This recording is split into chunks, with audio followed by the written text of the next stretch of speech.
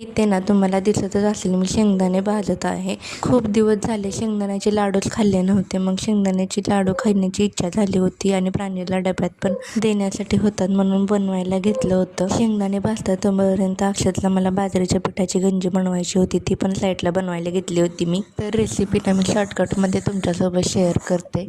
पीठ चांगलं भाजून घ्यायचं, नंतर काढून घ्यायचं आणि त्या पातेल्यामध्ये थोडं पाणी टाकायचं. त्यामध्ये थोडा गूळ आणि चवीपुरतं मीठ टाकून घ्यायचं. जे भाजलेले पीठ होतं ना ते त्यामध्ये मिक्स करून शिजू द्यायचं. पीठ शिजतंय तोपर्यंत मी देवाला दिवा वगैरे लावून घेतला ना. लवकरच नवीन वर्ष चालू होणार आहे. स्वामींजवळ एकच प्रार्थना आहे की माझे चॅनल लवकर मॉनिटाईज होऊ दे.